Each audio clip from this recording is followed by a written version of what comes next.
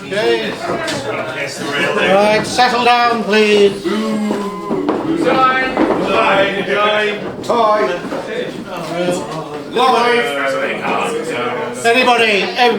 Everybody, welcome to the September meeting of the New Sheridan Club, or should I say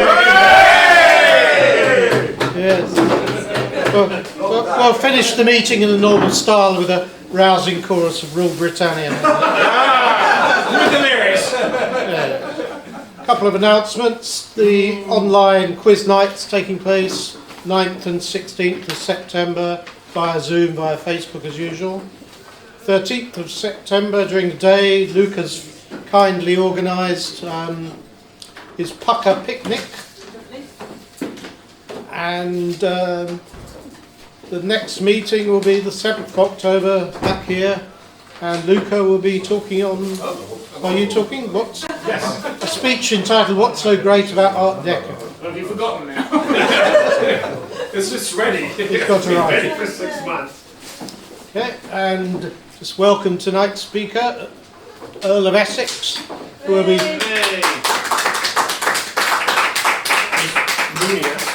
yes. We'll be talking about the Riviera, the Forgotten War. Thank you very much. Thank you.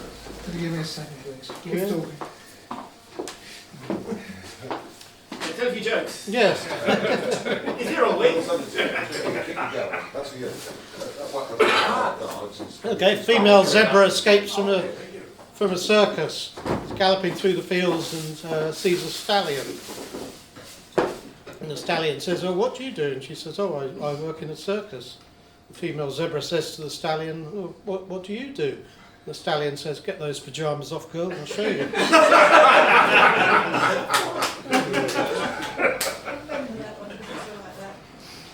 Really, Essex? Yes, I know. Anyway, Earl of Essex, thank you. Yay!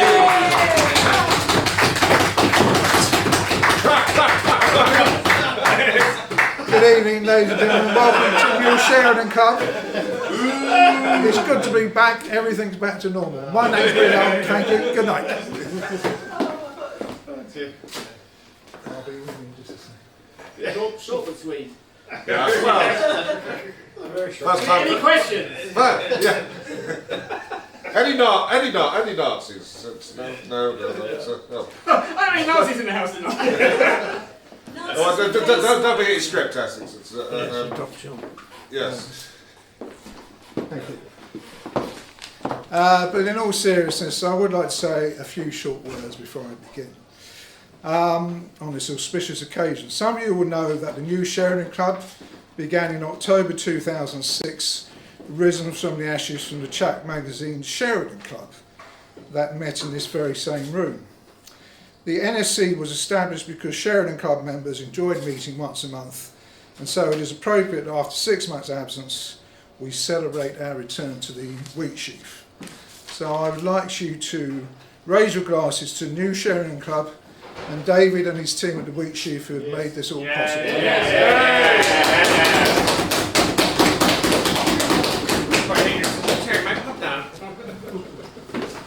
Okay. Eyes down for a full house.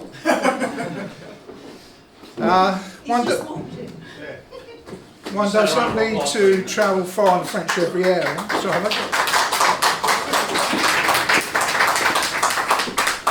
it's this one, isn't it? It's the right button to go forward. Okay. Oh, hang on. Is it working? Thank you very much. Thank you. I often just take battery protector, yes.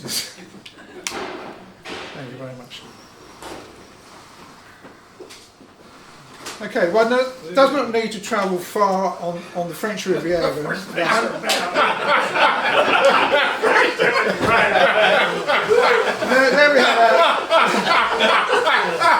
messing up. There we have I missed this. Essex hits the ground I running. missed this. Nazi with a spandau. What do you think about what you think about the Riviera? You're getting pickle now. You're right. Got no props there, eh? Can't find my props. Whenever you want to find your props, you can't find them. Anyway, there we have our first night of the evening. This is the Boulevard des Anglais on the Nice shoreline. Well, I don't need to travel far in the French Riviera, the 120-mile coastline that meanders northeastwards from the rocks of the Estoril Heights in the west to the Italian border at Menton on the east, to be reminded of the fact that between the autumn of 1939 and the summer of 1945, this was a rampageous battle zone.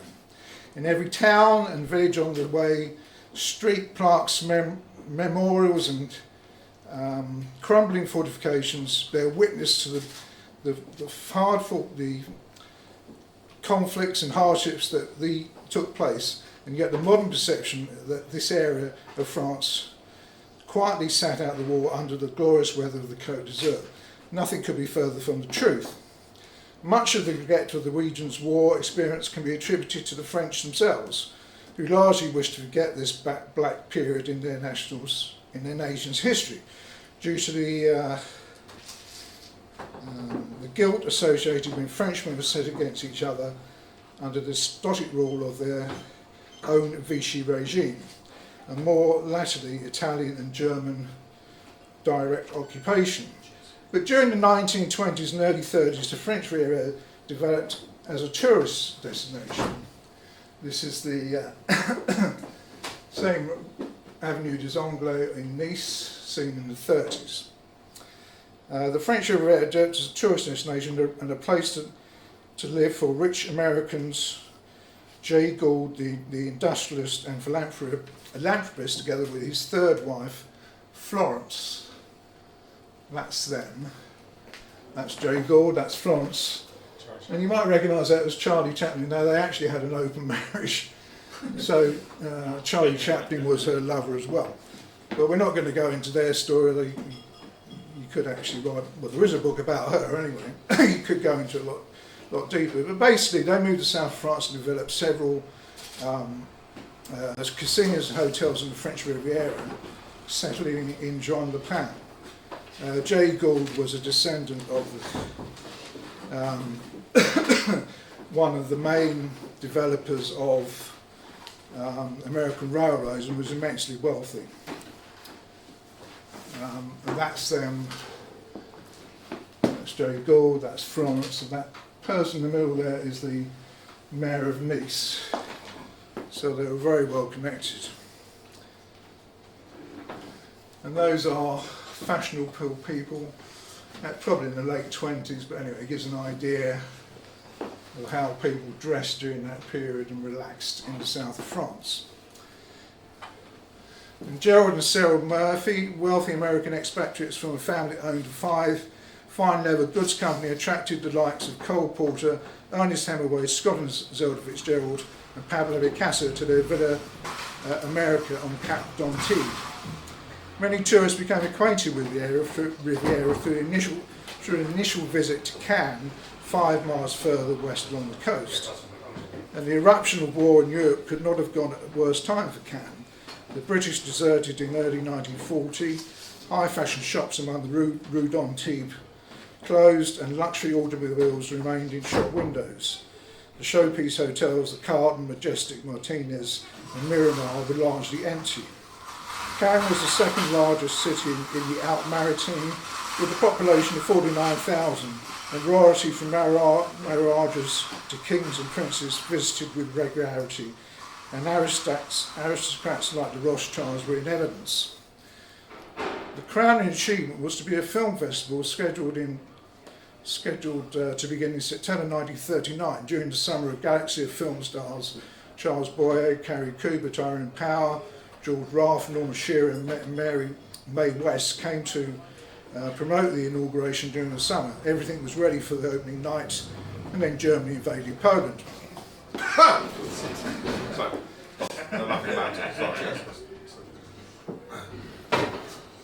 Nice, the city of flowers, was the 4th largest city in France in 1940. The name derived from the hillsides of green houses providing blossoms and for establishments to make the essence of perfume in nearby grass. Nice was a de facto capital of the French Riviera, if with no governmental significance. And that is the casino in Monte Carlo in 1930. So it was pretty much business as usual during the 30s.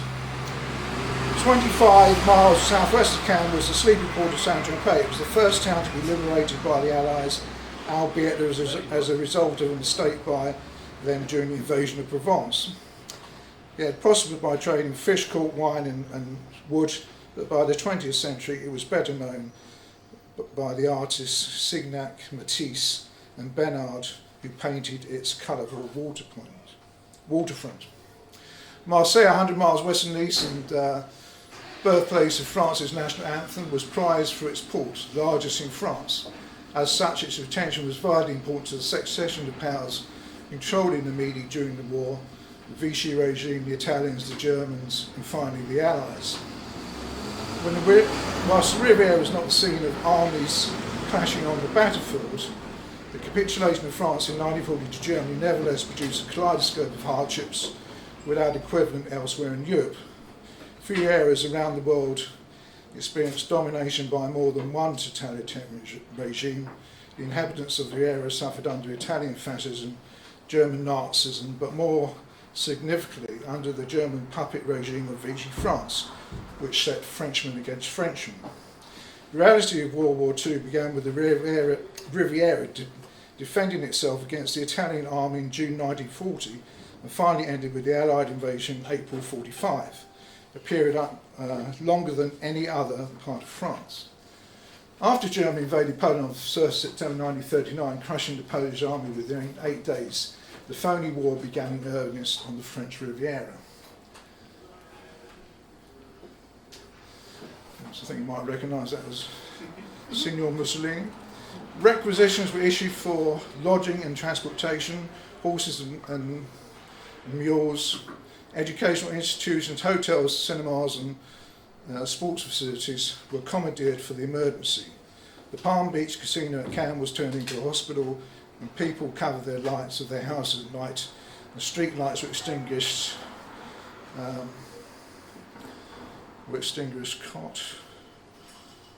read that. Sorry. I beg your pardon, my writing is terrible. Carte d'identité were issued at police stations and municipal governments installed and tested air raid sirens. Belligerent outbursts on the radio by Hitler and Mussolini during the summer and autumn were listened to somberly.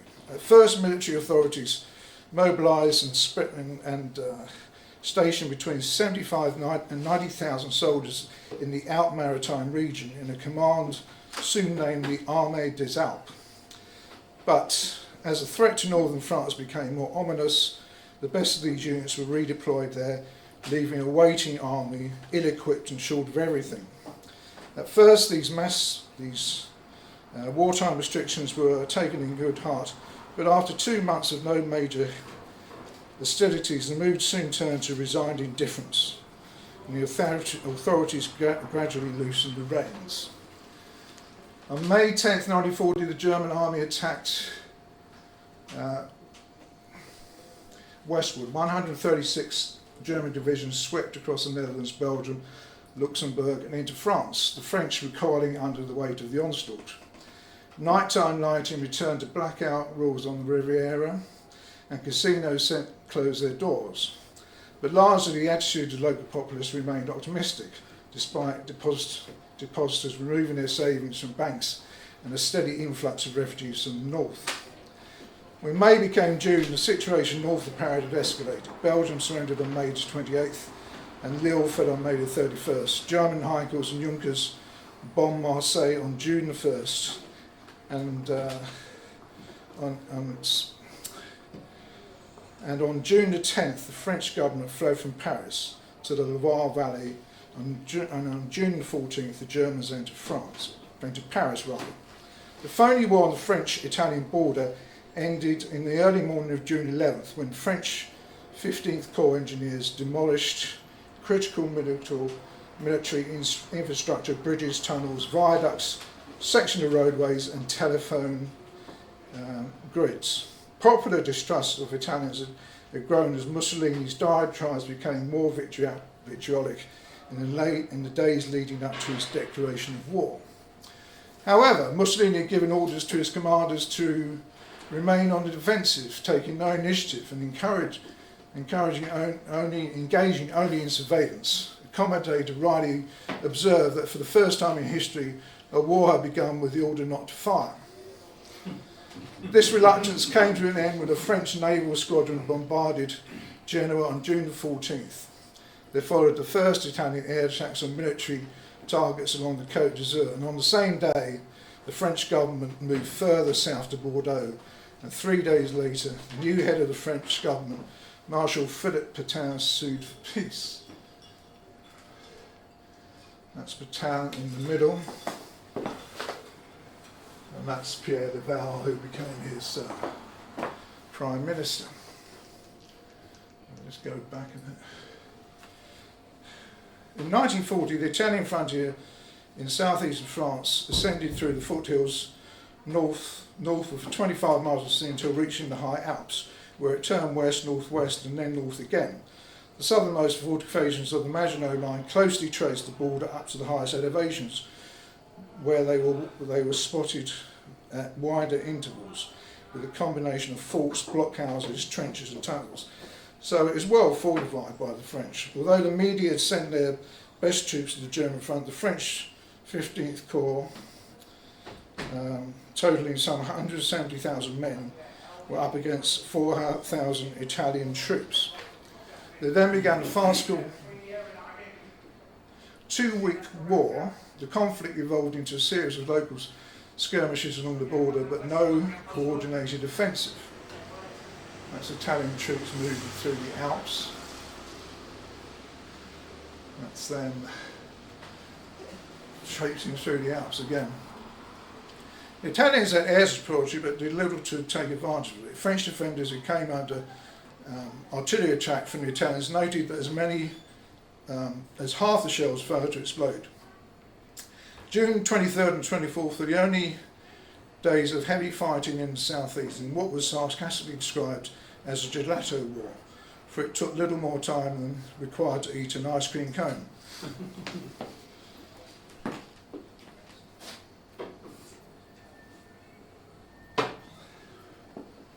A heavy engagement took place in and around Menton, and Mussolini was determined to return the city of Citrons to what he saw as its rightful place within Italy.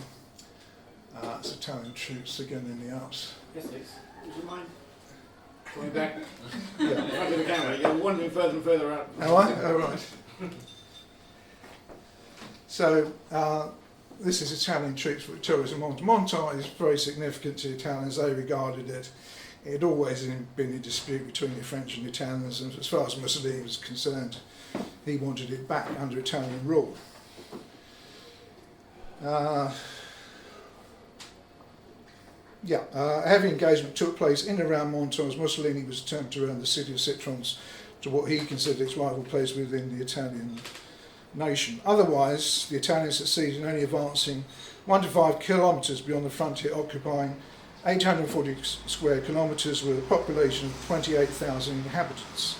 The Italians failed to overcome a single fortification manned by French troops, and a downtrodden French army took pride in its defence and refused to recognise the Italians as their conquerors. The ceasefire began soon after midnight on June 25th, with the French government ceding this territory to the Italians. They weren't particularly interested in fighting over it, and the government under Pétain preferring to preserve its air and naval assets, considered more important than this territory in the far corner of France. Casualties in the Alpes-Maritimes during this short conflict amounted to 13 Frenchmen killed, 42 wounded, and 33 Frenchmen taken prisoner, while the Italians suffered 208 dead, 941 injured, and 131 lost as prisoners. So the French could rightly claim that they hadn't really lost this particular skirmish with the Italians. And on Monday, June 17, 1940, the 84-year-old Marshal Philippe Pétain, the former French World War I hero, announced that at the request of the President of the Republic, he had taken leadership of the government of France. He concluded that it was imperative to stop fighting the Germans. And so that's Pétain with Laval. That's Pétain meeting Hitler. And that is Pétain meeting Marshal Goering. Now the important thing to consider here is, although we think of Goering as the head of the Luftwaffe, he was also at this time the head of the Gestapo, the German Nazi secret police, and this is, will become more significant later on. So on Monday, anyway, a vast majority of the French were relieved by Pétain's decision to concede to the invaders. At this point in time, Hitler's eventual triumph over Britain seemed certain, and the control of Western Europe would be complete. And after some faltering steps, Pétain's government settled into Vichy, a town of 25,000 residents dating back to Roman times, best known for its mineral waters. It had spacious hotels to accommodate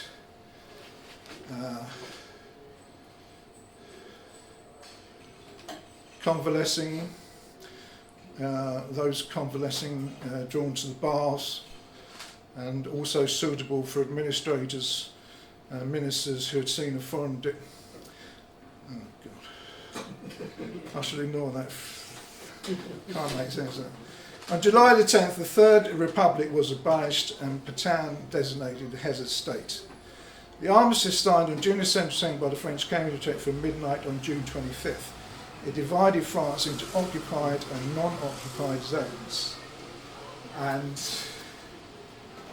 as you can see, that is the German occupied zone, and this is the so-called Free French zone, run by the Vichy regime on behalf of the Germans. And this is the Italian sector, which they had won during the conflict with the Southern French army. Although the southern zone was referred to as the Free Zone, it was still subject to censorship of mail, interception of telegrams and monitoring of telephone conversations. Newspapers were subject to similar scrutiny. German agents circulated on Côte d'Azur during the Vichy period, and the Gestapo soon established a base to assist French police in arresting anti-Nazis. The residents of the Alpes-Maritimes were puzzled by the capitulation, and considering that their army of 3 divisions had not been defeated by 32 Italian divisions, they had a point. But like the rest of France, they fell into line, lauding Pétain. The prevailing slogan became, "With the Marshal or against France." At this stage, I'm going to sit down, is that okay?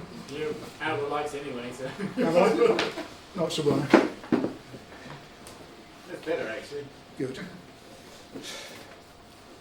I'm sorry, I'm not fit. Pétain used the term Révolution Nationale to encompass his programme to rebuild the good France, as he saw it, a strong centralised state with concentrated capitalism and Catholic moral order. This demanded a revival of patriotism and traditionalism,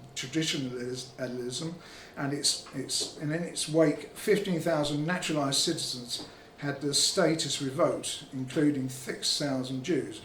So his idea of nationalism was really similar along the lines to the Nazi regime. German demands for heavy reparations, followed by requisitions of French goods, services and manpower, required the Vichy regime to subject the country to a stringent and centrally controlled war economy, essentially doing the Germans dirty work for them. I mean, the Germans, in a nutshell, didn't really want to occupy the whole of France. They regarded the south of France, although it produced food, as less important to their whole structure as the north, and it would stretch their resources to man it. So they're happy to allow the Vichy regime to do their work for them. Fashion designers, writers, musicians and film stars took refuge on the Côte d'Azur during the twilight period. Although rationing tightened as the months went by, there was a thriving black market for those who could still afford to pay.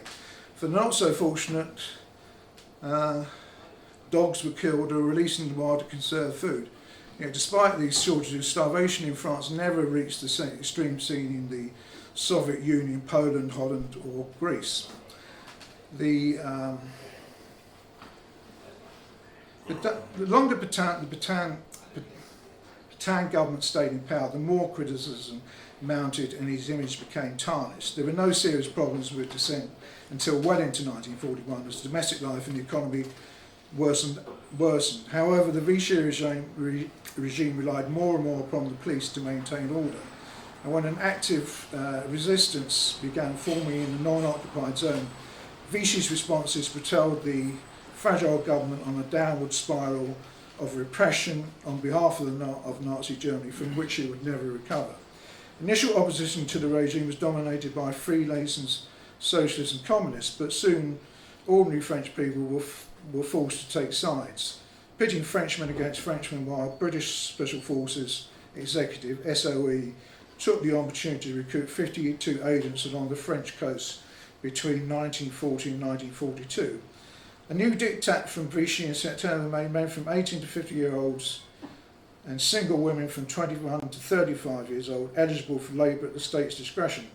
Overall, 665,000 Frenchmen were working in Germany at the end of 1943, and more French citizens were employed in German factories than any other nationality except Russians. So you can see the Vichy regime was complicit in sending their own countrymen to be literally worked to death for the German regime. When the Germans and Italians invaded the non-occupied zone in November 1942, all of France could see that Pétain had failed to protect the nation from its fascist oppressors. To many of the residents of the Alpes-Maritimes, there was no good reason to continue supporting the Vichy regime. Pétain, who had lost his two primary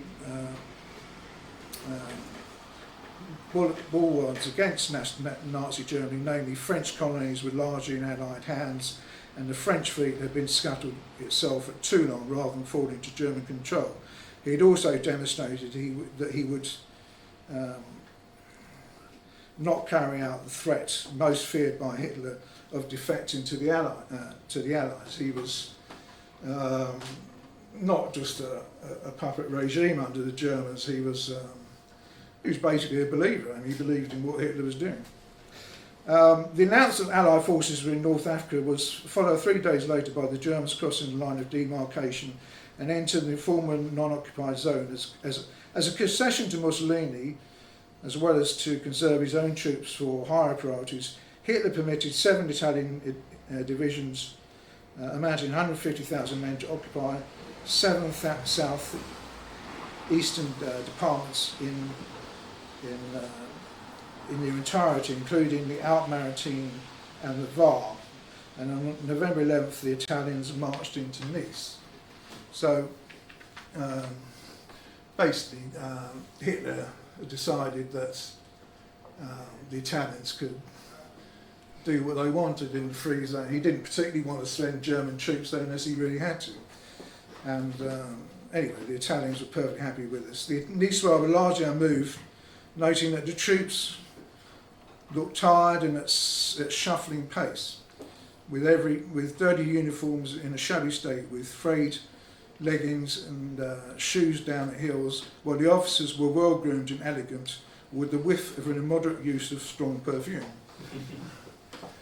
That is, not sure of that, but there's an Italian officer taking the salute of Italian armed forces, and as you can see, these gentlemen here are French officers. I don't know whether they're naval officers or something of that sort. The soldiers whistled at pretty women and pinched her behind whenever possible, with some of them boasting that they were winners. But one Italian officer noted that the French population weighed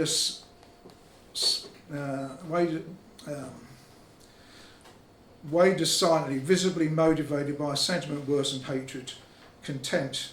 The Italian soldiers were disparagingly referred to as macaronis by the French. The population was united in belief that the only undefeated French army had been the one that fought the Italians in June 1940, and that the Bersaglieri who now arrived with plumes in their hats would soon depart with the feathers stuck in their backsides. At first, the light touch of the Italian occupiers was a relief from the harsh treatment of the Vichy regime, as political and police pressure eased. But the Allies now in North Africa, ships no longer docked at Nice with food and provisions. The Italian Navy was initially well provisioned for a price offered the local populace cigarettes and desirables, including Italian foodstuffs and pasta. But by the outset of 1943, the logistical pipeline from Italy had dried up, and the Bersaglieri turned from small-time businessmen to part-time thieves, stealing cauliflowers, potatoes and even petroleum. Larger shipments of watermelons, zucchinis and corn designated for the out-maritime also disappeared. The cost of accommodating Italian forces went well beyond looting. The Italian Armistice Commission initially opposed an occupation indemnity of 1 billion francs per month. The following June, however, this was increased to 1.5 billion on top of ongoing reparations being paid by the French to the right. So you can see, apart from food shortages, the French were paying a huge amount of money, not just to the Germans, but to the Italians as well. So it was a double whammy, if you like. In the spring, the Italian authorities seized wood, vegetables, 23 tonnes per day, and iron and steel. In May, they announced a requisition of automobile repair firms, factories making plaster and cement, and a number of bakeries. Several dozen locomotives and thousands of automobiles were seized, along with industrial machinery useful to the Italian war effort, and this simply disappeared across the Italian border. As French resistance to the Italian occupation became more organised and violent, the Italian political police, the URA, that's O-U-R-A, Organisation for Surveillance and Repression of Anti-Fascism, to be correct, became more active. Created in 1926, it was the forerunner of the German secret police, the Gestapo, who largely modelled their tactics on the Italians, and responded to French sabotage with brutality rumoured to be just as vicious as its infamous German counterpart. Arrests were often arbitrary. Well over 1,300 people were questioned by URA, and 975 were imprisoned or deported, including Poles, British, Belgians, Yugoslavs, Italians and Frenchmen. As the Italian occupation progressed, torture by the URA became more frequent. Prisoners were beaten with fists, clubs and rifles. Despite this, there were 50 attacks against the railroads in Out Maritime during the 3 years ending June 1944. Not all successful, but the rail line was cut 23 times by local partisans, which delayed troop and immaterial movements between Nice and Cuneo in Italy, whilst locomotives were blown up at Nice's Saint-Roch depot in July 1943. And the appointment of Pierre Laval to the as Prime Minister of the Vichy regime, that's him here.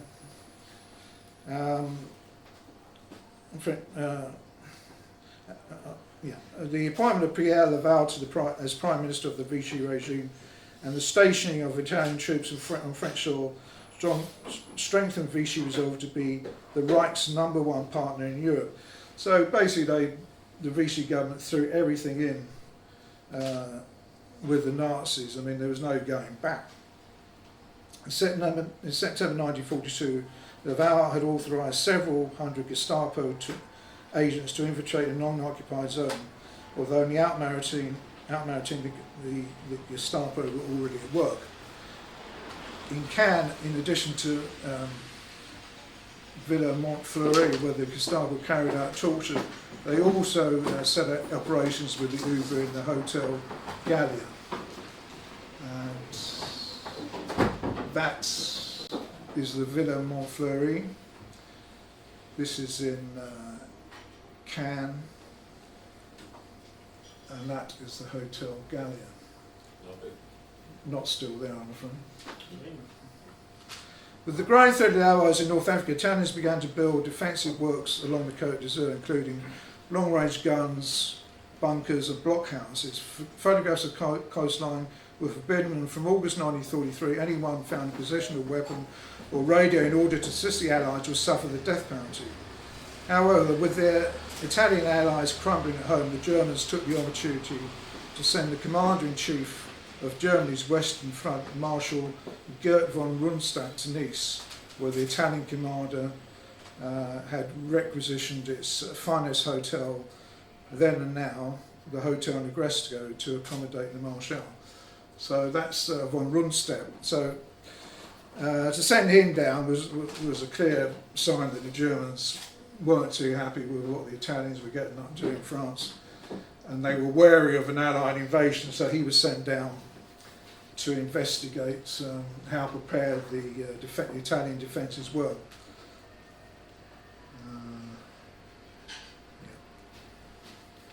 Von Rundstedt inspected military preparations and fortifications during a 2-day visit at Nice and Cannes and Menton. Meanwhile, 2 days earlier, on July 25th, Mussolini was overthrown.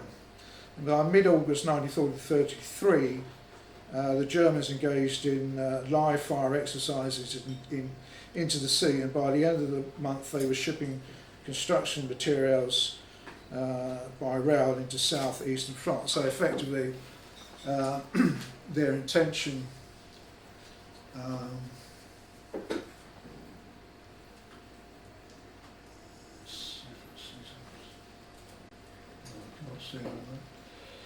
anyway, their intention was really to build the same fortifications that they had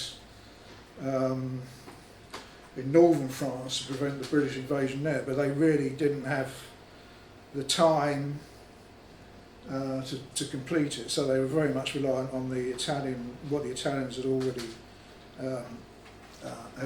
defences they had set up, and the Germans didn't think they were just up to anything. But anyway, they were stuck with it. The Wehrmacht were poised to react. In Antibes, a convoy of Italian artillery waited to depart, while the Italians argued amongst themselves. 2 German armoured cars appeared and captured the lot. German units captured the garrison at Kellermarine Caserne in Grasse, headquarters of the Italian 2nd Corps, whilst German units in neighbouring communities took charge of munition depots. And at Cannes, the Germans also had little difficulty in subduing the Italian garrison. 5 Italian patrol boats arrived at the sea docks and were seized by the Kriegsmarine. Members of the Italian Armistice Commission seated at the hotels Genève and Mediterranee were also detained.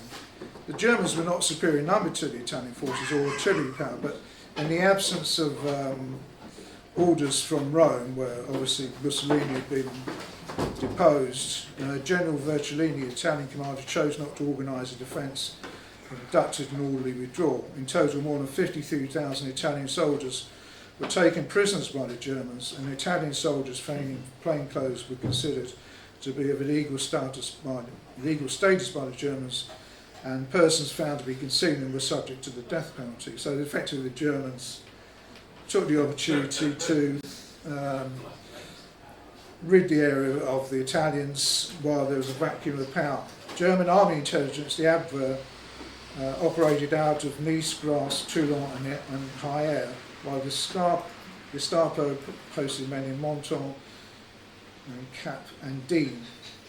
The Gestapo established its headquarters in the old Hotel Hermitage, with an annex for intense interrogations at Villa Trianon on the heights of Simines, a kilometre away.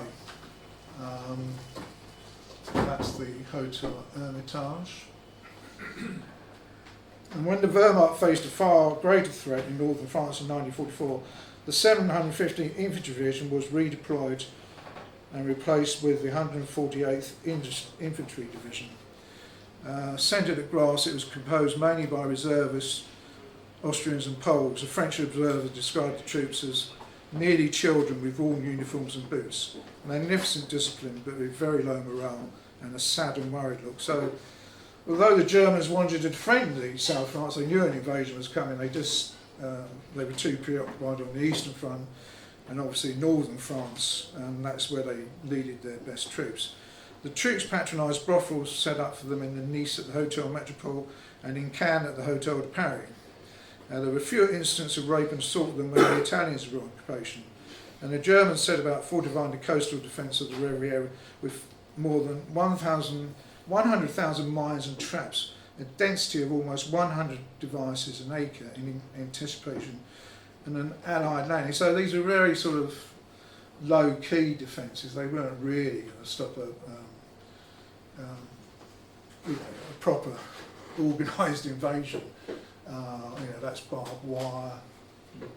These are what they called, they were tank traps, which the French called Rommel's asparagus. But you can see, I mean, they're not really going to stop any internal invasion force. That's tank trap defences outside a hotel in Cannes. That's the Martinez Hotel in Cannes. That's another view of it. That's French, German officers enjoying themselves on the Côte d'Azur. So defensive works completely disfigured a coastline so beloved for its natural beauty and tasteful development. A concrete wall ran on the seaside from Cannes and blocked streets entering in the Quai des États Unis in Nice. Hundreds of pole mines and concrete tetradomes from Antibes to La Boca protected against tanks debarking from landing craft, and residents nicknamed the pointy sticks cut from trees in Navarre and employed at an angle along the shore as Rommel's asparagus.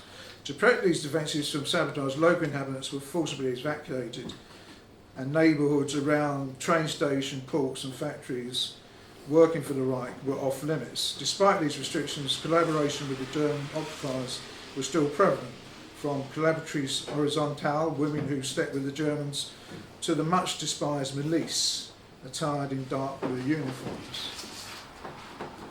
And these people here are the milice. They were essentially a paramilitary unit who assisted the Germans. The milice accepted all those seeking to join, being especially attracted to mercenary young thugs and hoodlums from 18 to 23 years old. Leaders were notable as conservatives, strong Catholics and even nobility, all being vehement anti-communists. The milice also served as a breeding ground for joining the Waffen-SS. I mean, this is them capturing surrendered French resistance, but the milice had a reputation for not taking prisoners. They probably took these people off and shot them somewhere else.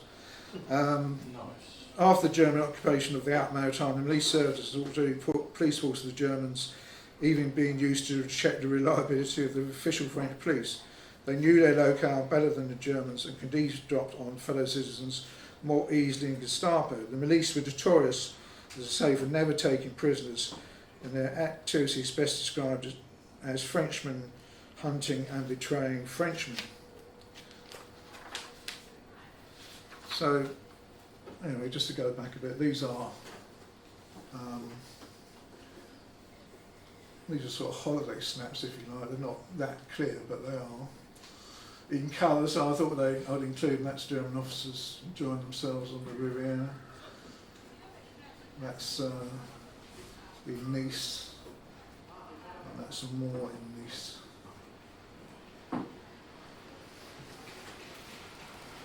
By the end of 1943, the resistance became bolder, with Allied successes on battlefields across Europe and North Africa, bringing encouragement. And these became a series of tit-for-tat killings between them and the milice. Allies' aerial bombing of communities along the Côte d'Azur had begun at Cannes on the night of November 11th, 1943. 20 RAF Lancasters dropped bombs and incendiary devices for 1 hour and 35 minutes, causing damage to industrial concerns, agricultural facilities and public buildings. There were 45 civilian deaths, and locals referred to it as Black Thursday. The frequency and the intensity of carping bombing by American warplanes increased over the south of France, and on a raid on May 26, 1944, was felt by many Niçois to be the worst of the war, leaving 300 civilians dead and 480 wounded and 100 missing. So this was a sort of tough period for the French locals. They were still obviously under German control, and they were being bombed by the Allies as well. Meanwhile, the hunger occupation was a continuing threat to the 580,000 inhabitants of the Outmark town who would not survive long in a devastated economy. The combination of small yields of a few farms in an arid area, together with German reparations of 3,500 to 14,000 pounds of fruit and vegetables from local markets every day, was an all too familiar threat to civilians across German occupied Europe. And anyway, sorry, these are the French resistance. So they basically have been encouraged by the Allies continuing progress in the war against the Germans, and also by the fact that they were suffering so much under German occupation anyway. I mean, the Allies,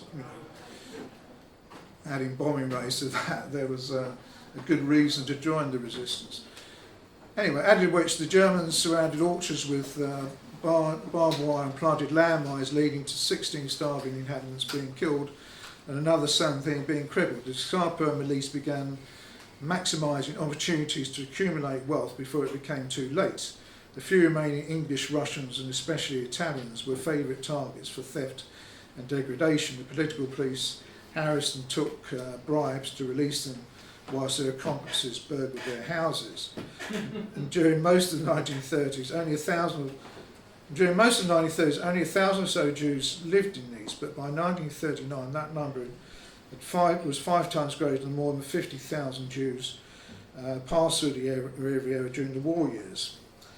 As anti-Semitism took hold in Germany and Austria in the 1930s, Jews were lured to France by its beacon of liberalism, especially by the Third Republic, which was, much more helpful before Pétain took power. And most evident during the rule of the Front Populaire from 1936 to 1938 in France. Baroness Friedlander Food, who controlled one of the largest fortunes in Germany, escaped to Cannes, and artists like Max Ernst and Marc Chagall were among thousands of Jews who came to the Côte d'Azur. That's Max Ernst, and that's Marc Chagall. Ironically, Italy, a fascist state under Mussolini, constituted a gateway for Teutonic Jews. One estimate cites 8,000 Germans and 5,000 Austrian refugees entered Italy from the north and remained in Italy, where anti-Semitism and xenophobia were virtually unknown. Xenophobia, however, was a pillar of the Vichy regime. Its first tenet was to identify and list all Jews in France and then to remove their role in the nation's economic and social life. It intended to prevent the migration of foreign Jews to France, and especially into the non-occupied zone. So anti-Jewish policies were promulgated by Vichy in a succession of laws from July 1940 to December 1942, and only except in rare cases it was no longer possible for Jews to be doctors, dentists, lawyers, professors, journalists or actors. So very similar to the Nazi regime in Germany. There was a respite for Jews during the Italian occupation of November 1942 to September 1943, and the Jewish presence would grow exponentially in the Alpes-Maritimes. Mussolini regime differentiated itself from Nazis in as much as it did not espouse visceral anti-Semitism, but in reality the Jews simply became pawns in the German and Italian rivalry. And Italy's intervention to block the final solution in south-eastern France was raised at meetings held by Mussolini in late 1943 with Joachim von Ribbentrop, the German foreign minister, and the Reichs Minister of Foreign Affairs, with Joachim von Ribbentrop, the Reichs Minister of Foreign Affairs, and Heinrich Himmler, Commander-in-Chief of the Gestapo, but without concrete results. The Nazis have been wringing their hands over the situation in the Italian zone in southern France almost from its inception. They were concerned that the Italian regime under Marshal Badoglio, this is him, who had succeeded Mussolini, were in collusion with an Italian Jew, Angelo Donati, that's him there, a successful businessman and former banker in Paris who now lived in Nice and who had persuaded the Italian regime to create a passport specifically to permit foreign Jews to enter Italy, and some 5,000 copies were quickly printed. The Germans intended to kidnap Donati in Nice and bring him to Marseille to interrogate him, or more realistically, torture him. However, when Donati got premature news of the Italian surrender, he fled to Milan and escaped the clutches of Germans who had derisively nicknamed him the Pope of the Jews.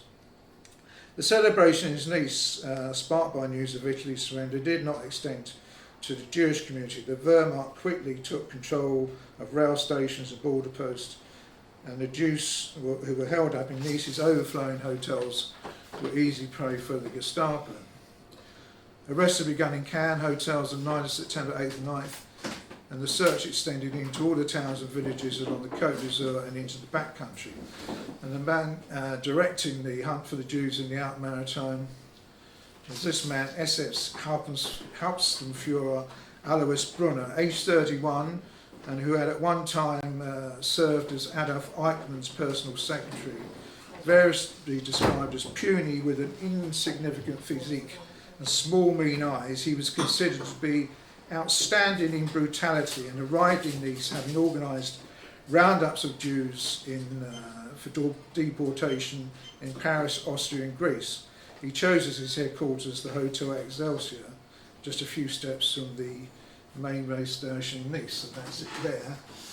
Not a fantastic position, but it's still in existence and you can stay there.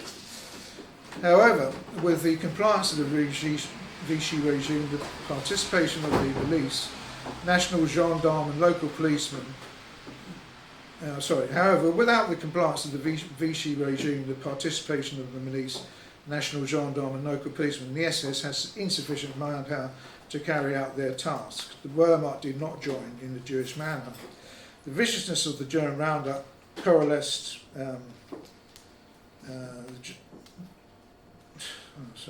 The viciousness of the German roundups coalesced the German population's support of victims of Nazi persecution and was sickened by the sight of Frenchmen taking part in the arrests. So on November 14th, 1943, Brunner closed the Hotel Excelsior and headed to Drancy, having concluded that the French police were no longer reliable collaborators in anti-Semitic operations. The situation no doubt brought on by the Germans' failures in the war on the Eastern Front. And deportations from these fell off sharply after Brunner departed. Large-scale roundups became rare and replaced by raids targeted at private homes. The final tally showed 4,200 deported, sent from the Alpes Maritime to Germany. Of the Jews, only 3% survived. Vichy propaganda insisted by sacrificing foreign Jews, French nationals would be spared. But more than 76,000 of approximately 300 Jews in France, the largest population in Europe, were deported to die in Eastern Europe. It was a stain on French honour that still reverberates today. An invasion of southern France was mentioned in strategic deliberations among the Allies throughout 1943 and 1994, notably at the conferences of Quebec and Tehran. The priorities at these conferences, however, were the offensive already underway in Italy and an eventual land in Europe from England. US military leaders envisaged a 3-division operation in the south of France, but it soon became clear that demand for ground forces and amphibious aircraft during or after invasion of northern France was so great that the operation against Vichy France, nicknamed Anvil at this stage, would have to follow rather than take place simultaneously with the D-Day landings. Churchill registered his strongest rejection of the plan after July 2nd, 1944, when the combined chiefs of staff directed General Wilson to direct a 3-division attack complete with airborne landings in southern France by August the 15th. Churchill advocated switching a second French landing in Brittany, where he asserted it would play a direct role in support of overlord the D-Day landings. However, the larger southern French ports of Marseille and Toulon had the advantage of being made accessible and without tidal fluctuations, and so Churchill was overruled, and US General Wilson received the final order to execute the invasion. Three American divisions with amphibious experience were identified for the operation. The 3rd, the 36th and 45th Infantry Divisions, all veterans of fighting in Italy, and each had 3 subordinate regiments comprising of 800 to 900 men each. The assault forces would be accompanied by teams of French officers and NCOs to conduct liaison with the local French population. An estimated 84,000 troops and 12,000 vehicles were expected to go ashore on the first day, with another 35,000 troops and 8,000 vehicles mainly associated with the French army unloading over the next 3 days. So that's a map of the German dispositions throughout France. The planned invasion was really long here, and they were going to take ports of Toulon and Marseille by moving along the coast.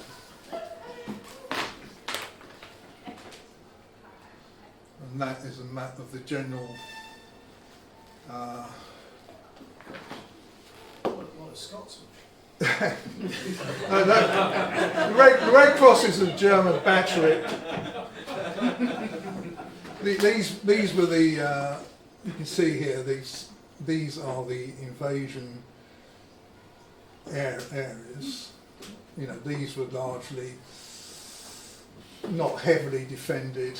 I mean, the ports were. I mean, the reason why they wanted to land there was it was easier, they expected less opposition. While the Germans really had all their forces protecting the ports of Marseille and Toulon. And so the operational concept of Anvil was straightforward: to land in southern France, seize and develop a major port, and drive northwards up the Rhone Valley to link up with the Allied forces moving into Germany. Allied planners selected the coastline from Toulon east towards Cannes for its proximity to Toulon and Marseille, and the availability of minor harbours that might supplement over the beach supply operations such as Saint-Tropez, Saint-Maxime and Saint-Raphael. The Wehrmacht ordered battle had been seriously depleted by transfer of units to the Normandy front, and senior German commander Army Group G, headquartered in Nice, had lost.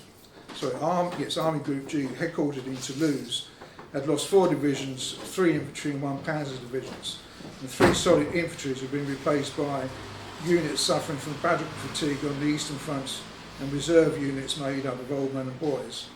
So really the Germans, as much as they wanted to defend France, really couldn't afford, certainly didn't have the top level troops to defend it. It was, they had far bigger fish to fry. Much of the armour and artillery created was equipped, was stripped away as well, when the Germans in southern France had relied on captured French, Italian, Russian and Czech artillery with all the conventional complicated munitions supply that entailed. So if we go back, that's a large German gun emplacement. But you see a lot of these defences are fair, they're there, but they're not. That's a mobile anti-aircraft gun. That's another anti-aircraft gun, but you can see they're not what you would consider heavy defensive. That's another anti-aircraft gun. That's German officers inspecting the defences. So much of the artillery, as I say, was was not up to snuff. And the Wehrmacht leadership with under General Oberst von Blaskowitz, the Army Group C commander, also dissatisfied with defences along the Mediterranean. That's General Oberst von Blaskowitz, Johann Blaskowitz. He was dissatisfied with defences along the Mediterranean coast. And priority had obviously been given to the Channel and Atlantic coast for construction material and labour. No heavy installations could be expected. The Germans having to rely on fortifications left by the Italians. I think we all know the Germans' view of the Italians. So they didn't really regard the defences as very good. Although these have been strengthened with some pillboxes, bunkers, tone traps, anti-aircraft searchlights, radar sirens and land and sea mines. Blaskowitz regarded these as mere field fortifications. The Kriegsmarine was simply limited to a single destroyer,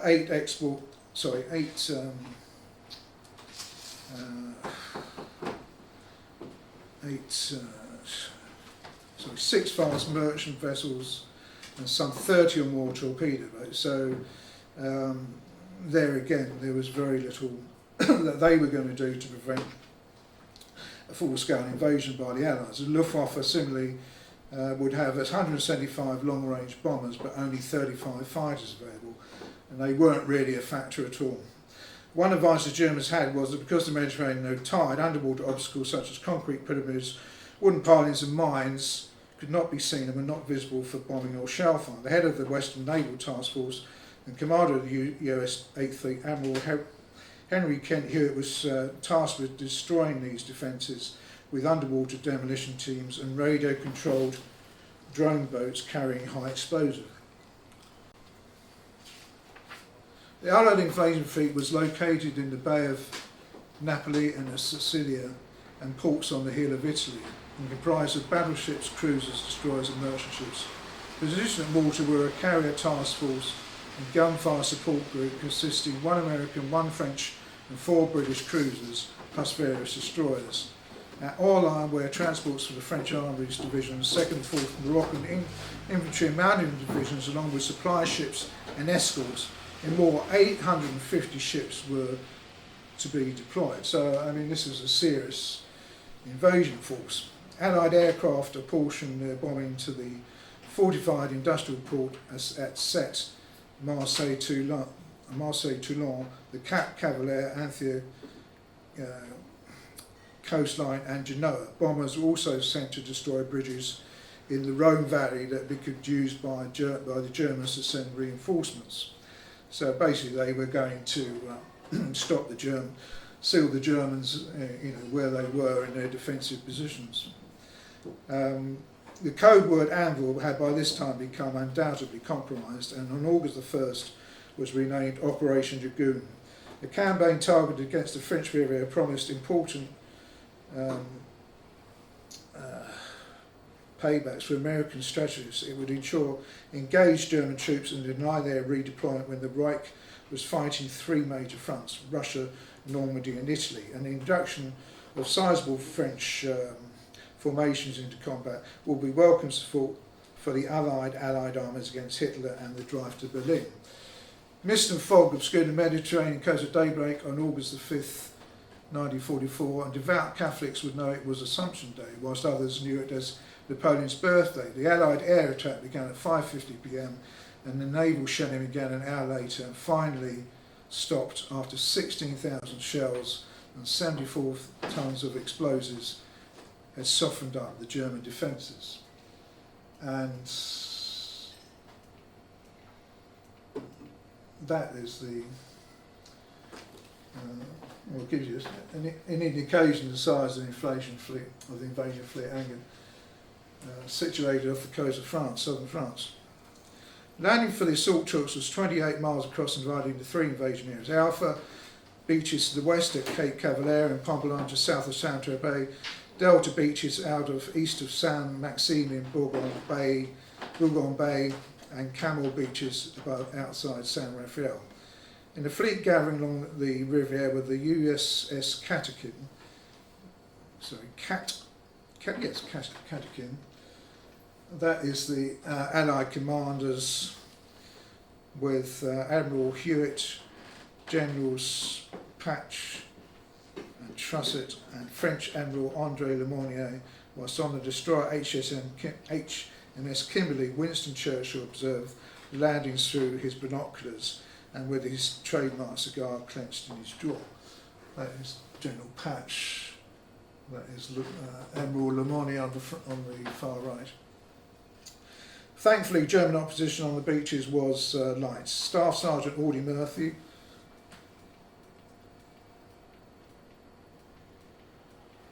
that's Audie Murphy. Some of you may know Audie Murphy. He was a big American film star after the war, but he was one of the most decorated American soldiers during the war. He fought the campaigns in Italy and the south of France and elsewhere. So he was the real deal.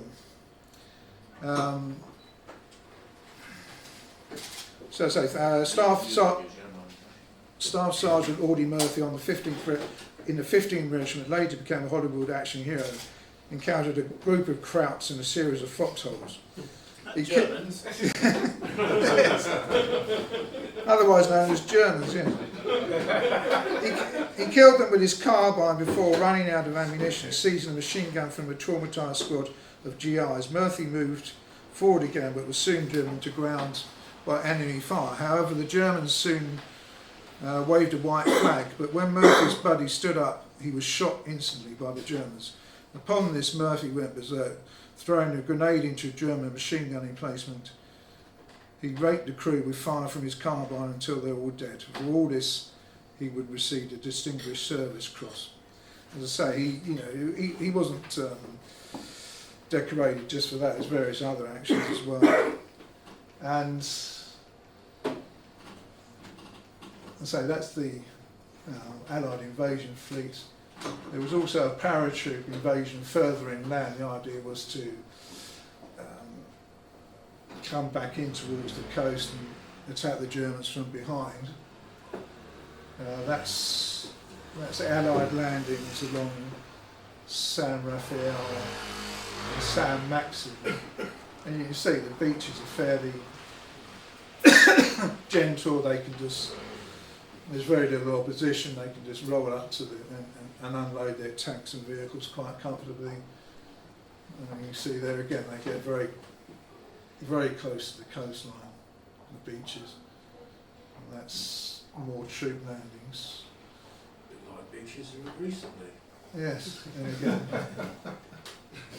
That's less socially distant.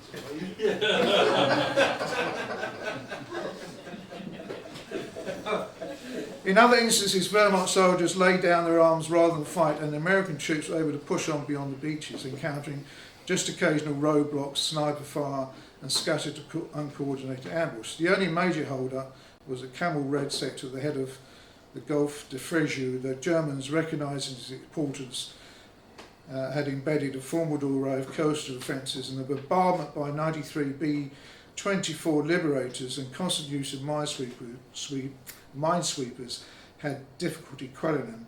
Eventually landing was switched to Camel Green Beach, where 142nd Division regiments joined up with the 143rd to clear Frejus and San Rafael respectively in lively street combat and securing the airfield at Frejus. While the combatants flowing ashore were virtually all American, an airborne force of 97,000 troops, a mixture of GIs and British, were preparing to land 10 to 12 miles inland of beaches to prevent besieged German forces escaping into the backcountry and to settle seize German positions that provide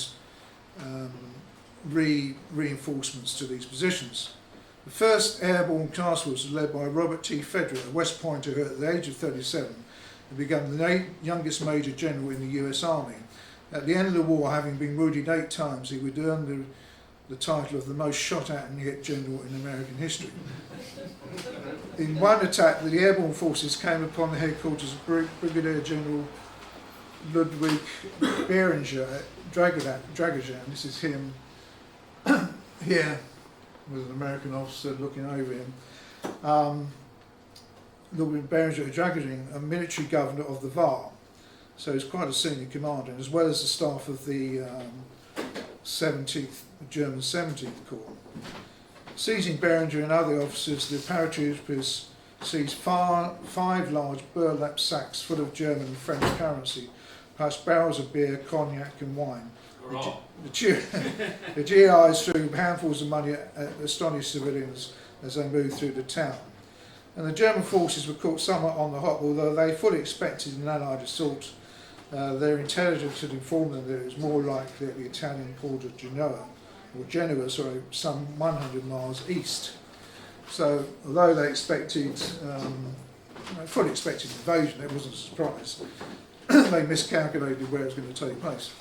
And on August 17th, soldiers of 3 American divisions across the beaches of France were on their way inland, having taken over 1,000 German prisoners.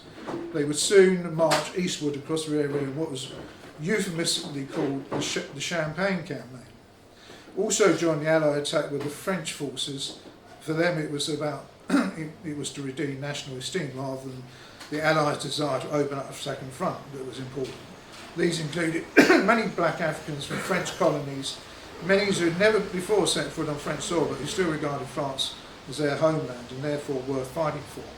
Toulon, as it is today, France's most important naval centre, and in 1942 the French navy scuttled its flotilla there rather than have it fall into the hands of the Germans. It was the most heavily defended point on the southern French coast, and Hitler had ordered it and the port of Marseille to be defended to the last man and the last cartridge. So the Germans fully realised that these ports were going to be a major advantage to the Allies if they were lost. The Battle of Toulon would be the fiercest and most costly of combat clashes of the encounters between Allied and German forces in southeastern France. The 2 French divisions attached via the coast road that ran through Riviera, the southernmost Riviera resort that had been very popular with the English upper classes at the turn of the century, although these had largely gone at the start of the war. The French commanders had to be mindful of a battery of 340 naval cannon at Fort Saint-Mandrier, adjacent to the court with a reach of 21 miles. Nicknamed Big Woody by Allied gunners, 2 of its 4 guns had been sabotaged by French workers, and the 2 functioning Woodies were put out of action by a French and US battleship. Heavy fighting ensued, aided by Allied warships firing more than 7,500 shells at the German defences. And despite well-organised German counterattacks, the Allied forces prevailed. French forces lost 2,700 troops killed, including 100 officers.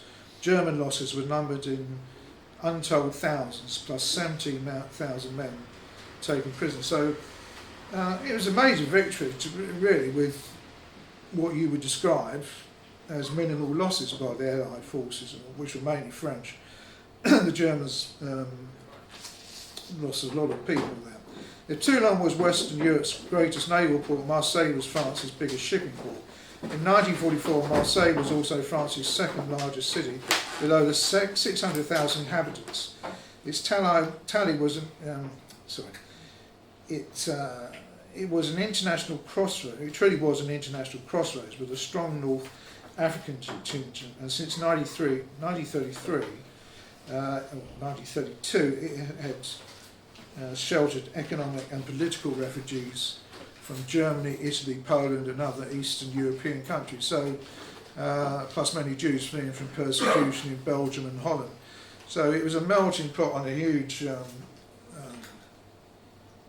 mixed population which the Germans didn't really control, although they were technically in charge of it. The German defence of the city comprised a garrison of 20,000 troops, 5,000 seamen who manned the coastal artillery, and 12,000 soldiers of various quality of Volksdeutsch, which basically means old men and boys, from various Eastern European countries under Nazi rule. They were ordered to hold the city without hope of air cover or naval support or ground relief, so effectively it was an impossible task. General Major Hans Schaefer had arrived in March to organise the defence of the city, and he was fresh from the Eastern Front where he had been seriously wounded. This is him. He had no appreciation of the civil unrest in Marseille after 21 months of German occupation, stirred by deportation to concentration camps and general economic malaise. German intelligence estimated that the city might contain as many as 80,000 rebels, many secretly armed by Allied agents. The French forces were the 3rd Algerian Infantry Division and the 2nd Moroccan Infantry Division. The Moroccans had been sent off to battle after touching French soil for the same day. Their tabors, as they were called, were colourful troops who had the habit of wearing the ears of opponents overcoming battle, while dressed in tin pith helmets and what resembled golf trousers. After vicious fighting, the German strongholds protecting the city fell one by one, and Marseille surrendered 36 hours after Toulon. So you can see both of these major ports fell really quite quickly. The German capitulation was signed on the hood of a Jeep after a last-minute problem erupted when a German officer carrying the surrender document stepped on a landmine. I mean, the Germans put so many mines around, they didn't even know where they were all the time. General Major Schaefer turned over 10,000 prisoners along with considerable material. French military losses at Marseille numbered 1,400 killed and wounded, almost half of them Moroccan. The Germans suffered 5,500 killed and 7,000 taken prisoner. Minesweeping operations began immediately to clear channels into the port, and more supplies were being discharged into the walls of Marseille and Toulon. By the end of September, 380,000 troops, 306,000 tonnes of cargo, and almost 70,000 vehicles and 18,000 tonnes of gasoline had been landed. The Germans had planned for a naval defence of the food ports, but the Allies attacked from the side, and thus most of the German coastal batteries had not fired a shot, and that is one of the German coastal batteries or defences. But they were all aimed to defend the ports from towards the sea, not from the land. In Cannes, the Cannois received something was afoot when at 11 p.m. of August 14th, the droning sound of repeated air squadrons could be heard overhead, followed by a series of explosions. Destinations persisted throughout the night, and bombers targeted Ile-de-Perrin in the bay in front of Cannes, where German batteries were set up, and the heights of the Croix de Guerre and Moulin, again targeting gun emplacements. The next day, the Allied Navy, including the French battleship Lorraine, began firing 340mm shells at the blockhouse at the Palm Beach Casino on the Cap de la Croisette. The German occupiers of Cannes responded by blowing up the Quai Saint-Pierre running alongside the west side of the port. Meanwhile, a more sinister response emanated from the Gestapo, who, utilising Villa Montfleury and a residential quarter for interrogation and torture. The Gestapo piled up files and burnt them, and then assembled a dozen prisoners in an underground cell and shot, although they released one woman, possibly informant, whilst one man managed to escape in the confusion. The Allied naval force continued to look a barrage of shells at military installations, while Cannes remained under caution. The Hotel de Ville, which is basically where the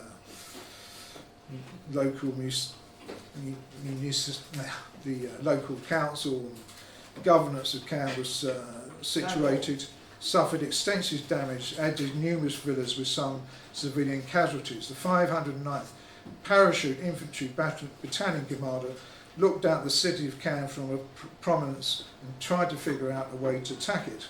Herbert Matthews of the New York Times joined him and said, "You see that building over there? That's the Hotel Carlton. It's not only the best hotel in France, it's the best hotel in the world. I'll be much obliged if you didn't do anything to wreck it." That is the the Hotel Carlton, very well known, obviously, from the Cannes Film Festival. That's where all the top stars stay, and obviously still in business. The Germans had already withdrawn from behind the Gestapo headquarters in the Hotel Gallia, and the resistance knew the Germans planned to destroy the Hotel de Ville, Palace of Justice, Records Bureau, the Post Office, and all the hotels along the Croisette, including the Carlton with high explosives. Miniconi, the resistance leader, sent a message to Colonel Erich Schneider asking him to desist from this pointless devastation in return for allowing his men to withdraw without opposition. Schneider agreed, showed Miniconi the master switch in the cellar of the Hotel Splendid whilst the Germans marched out of Cannes in the early hours of August the 24th. Schneider was executed 4 days later by the Germans in Nice by a firing squad for dereliction of duty. Once the resistance had secured the city, the Americans arrived in the triumphal parade for the city in jeeps and atop tank destroyers. One platoon leader describing the scene: the people were really joyful, tears were running down their faces, girls were kissing everybody, people were throwing flowers at us, just the way it's supposed to be. And that's the Canois celebrating their release from German occupation. August the 24th was also the date Antibes was relieved, although not in a manner often envisaged by Allied troops, but by a fait accompli by the French resistance and a show of force. One after another, German soldiers surrendered and military depots fell into the hands of the resistance. There was only one serious counterback by a column of German soldiers and the milice, which was comfortably repelled, yielding 11 prisoners and 1 dead. The news of the Allied landings quickly spread, bringing joy to the populace, but unfortunately sealed the fate of 21 inhabitants incarcerated in Nouvelle prisons, all members of the resistance, including 3 women, and all malnourished and disfigured by torture. As in Cannes, the Gestapo executed them by machine gun fire to ensure there were no survivors to tell the tale of their crimes. Despite the destruction of the Gestapo and the release from the city, there remained a garrison of 1,500 German soldiers, oppressed by approximately 350 members of the resistance. There then began street warfare, the resistance attacking German vehicles, collecting pistols, grenades, and even a full-size machine gun, which greatly enhanced their firepower. The Wehrmacht stronghold on a chateau high above the old city opened up with machine guns and mortars. The German commander, Field Commandant Nickelmann, contacted the prefecture of Nice to warn him that he would only order the garrison's withdrawal if the resistance ceased firing, otherwise he would launch firebombs. He received no such reply, and firing continued. A Wehrmacht colonel carrying plans for the withdrawal from Nice was captured, and those were conveyed to the American headquarters in Grasse. By mid-afternoon, Germans in convoys on foot and could be seen on the upper, middle and lower Corniches heading towards the Italian border, firing as they went although complete withdrawal was received. The order for complete withdrawal was received by 6:30 p.m. 2 hours later, the Allied fleet began shelling the blockhouses along the Promenade d'Anglais, and the last Germans descended from the heights into Nice, firing defensively as they left. The Germans lost 25 dead and 105 prisoners, plus 4 Italian black shirts who were executed. The resistance lost 27 killed and 280 wounded, but by midnight, the Niçois were masters of their own city once more. That's the American troops marching into Nice, being greeted by the Niçois, although, effectively, apart from Allied firepower, it had been mostly the resistance who had won the day. In Monaco, the Germans had headquarters in infantry, that is German prisoners being booked at Saint-Tropez. In Monaco, the Germans had headquarters in the infantry division, followed by a motorised division and reserve units consisting largely of Poles and Austrians. The Gestapo released political prisoners taken by the Italians, the previous occupiers, and replaced them with individuals targeted by them, namely resistance members and Jews. The ruler of Monaco, Prince Louis II, seen here, had managed to retain the tiny state's independence throughout the war. It would always look to France as its protector, even after France was an occupied state. And perhaps more importantly, he managed to keep the baccarat tables occupied and the roulette wheel spinning at the Monte Carlo casino. The Germans were interested in utilising Monaco's independence and registered companies there for the purpose of effecting legal war commerce, and they were also interested in establishing a bank there to protect wealth that they confiscated or requisitioned from the Jews across occupied Europe, and also the huge indemnity payments being paid to them from France of 220 million francs a day. Prince Louis could not have been more hospitable. He signed his name Ludwig I von Monaco and spoke perfect German to the new German consul. Louis had been born in Baden-Baden. The Reich responded in kind. Monaco would be treated as a friendly country like Franco-Spain. They would not have to pay the usual cost of an occupied state to the Reich. The Germans finally established a bank in Monaco in the summer of 1944 with 100 million francs of capital, whilst carefully omitting references to its senior Nazi clientele and the fact that the Reichsbank was underwriting the bank. Monaco soon became the home port for German tankers, minesweepers and patrol boats, while barbed wire, minefields and blockhouses were put in place. And that's German officers strolling around Monaco. Monaco was a hotbed of provocateurs and agents from all countries with a stake in the war, whilst the Gestapo went about their bloody business of targeting resistance members and Jews.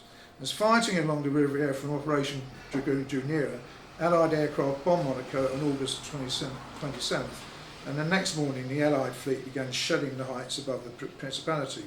The German army evacuated Monaco on the night of September 2nd, and as they prepared to leave, they dynamited strategic military works to protect their retreat towards the Italian border. So in conclusion, Operation Dragoon had been an overwhelming success, certainly for the Allies. These are American troops relaxing after the invasion in the Eden Rock swimming pool, which is a very exclusive hotel today. Even today, they're relaxing there in the pool in the capped-on tea, and it had led to a rapid advance, taking 57,000 enemy prisoners and opening harbour facilities capable of handling well over 500,000 tonnes of supplies per month, including provisions for 900,000 Allied soldiers, and driven the Germans out of France with a relatively small number of 2,500 dead US troops and 4,000 French casualties. And this is a German soldier receiving a bottle of wine from a young girl. For the French, it had opened up wounds that would take a long time to heal, and the problems from which still reverberate today.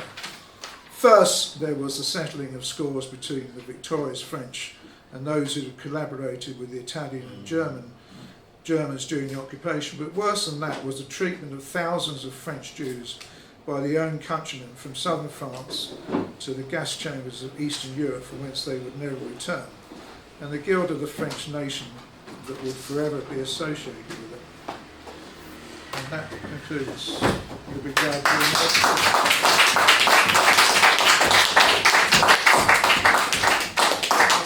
Thank you very much, Essex. Any questions? Very good. Yeah, Charles? Yes, Her General Essex, if you were visiting a German officer to the Riviera in need of a hotel suite, and I'm just wondering which hotel would you choose to stay at? Yes, I mean, in Nice. Well, pressure. There are a few. Yeah, well, in Nice, the headquarters of the Italians was near the Gresca. I mean, that's still the best hotel in Nice. The wine bar's rubbish. Is it right? Well, it's still the most renowned hotel in Greece, so I think that German officers would have stayed there. What would be your second choice, presuming that Her General Bunty had got there first? Well, nabbed the jacuzzi. In Nice.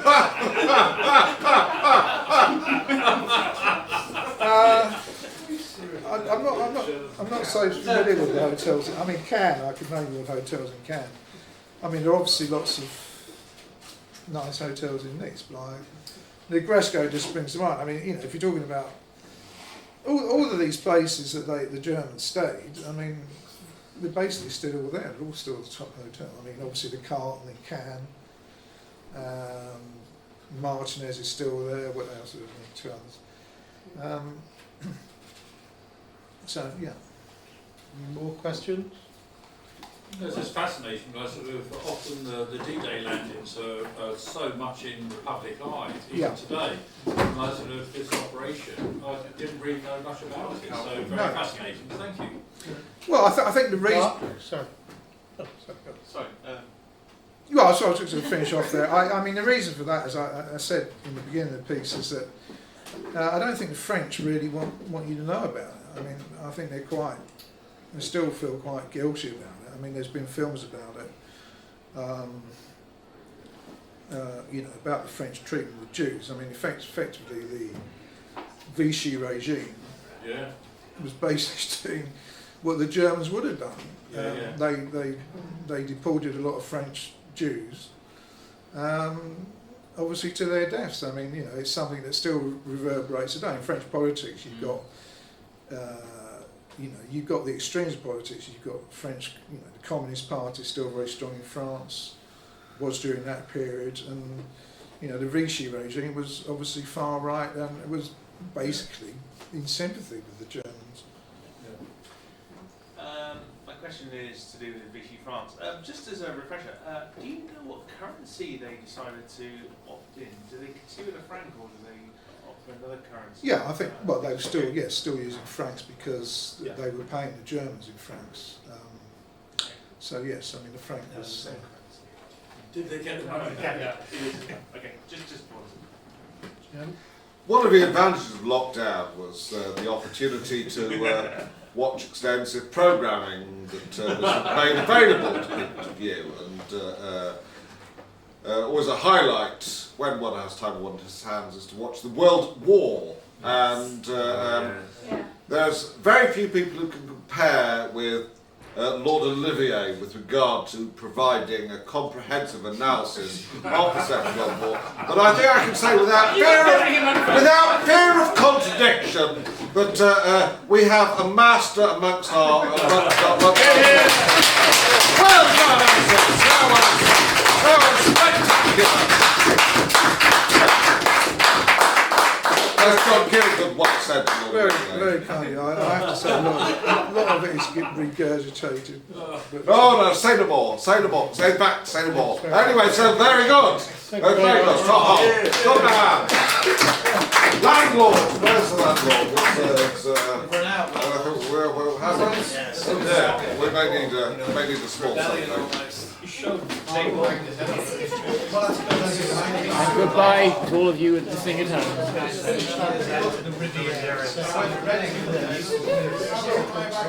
I use